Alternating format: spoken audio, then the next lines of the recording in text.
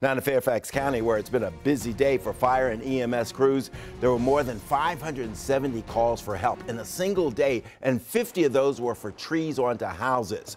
Northern Virginia Bureau Chief Peggy Fox is at one of those homes in Annandale. Peggy, how bad is it out there? Bruce, it's pretty bad. Can you imagine having a tree fall on your house and car? That's what happened to this homeowner and his housemate who owns this car right here. But take a look at this tree, okay? We think it's a maple tree, and it's huge, probably 3 feet around. It was growing in the very back of the yard, came crashing down, and that right there, that I'm shining the light on, that's the kitchen. Now take a look at some of the video we have from daylights, and you can really see the magnitude here of this tree and the damage that it did.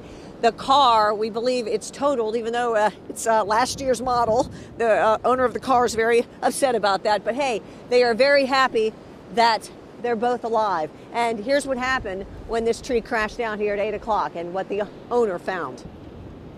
I woke up, I hear a big crash and a window crashing noise. I thought, my first thought was some car must have ran into the house. So I look out the front, there was like nothing.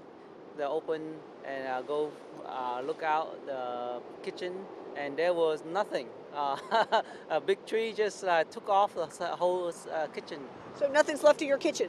No, you see open air, you know, it's an open sky. Well, thank goodness it didn't come down in your bedroom. Exactly, yeah, that's my first thought, and yeah, we're so happy that it didn't hit any just the kitchen only. What do you have to do now? A car insurance, and we go into a hotel. Basically, there's no gas, no electric. Fire, like some 10, 11 fire truck came by this morning. They secure the house, turn off the gas, and turn off electricity. And so, insurance will rebuild it first before they turn off or turn back on the electricity. So we won't be able to, the house won't be able to be livable until then. So they've got to board up the windows and then, get it all fixed up. But they're staying in a hotel tonight. And I imagine this is kind of the way it is for other people who have trees on their houses. Peggy Fox here in Annandale. Bruce, back to you. Yeah, Peggy, a hotel tonight. Then he's got to have a long-term plan. He's not going to be able to go back and live in that place for quite some time.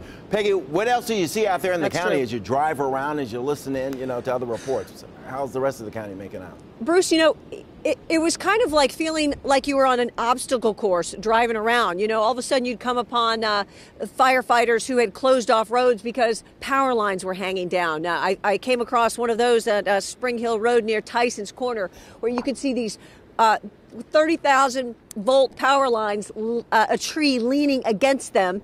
And so the firefighters had closed off the entire road. And I talked to some Dominion Energy folks who were sitting in a car away from the lines. And they were like, hey, get out of here. You got to get away from those lines, because what if the tree came down and of course, that if you ever see lines down, don't go anywhere near them. Keep your distance.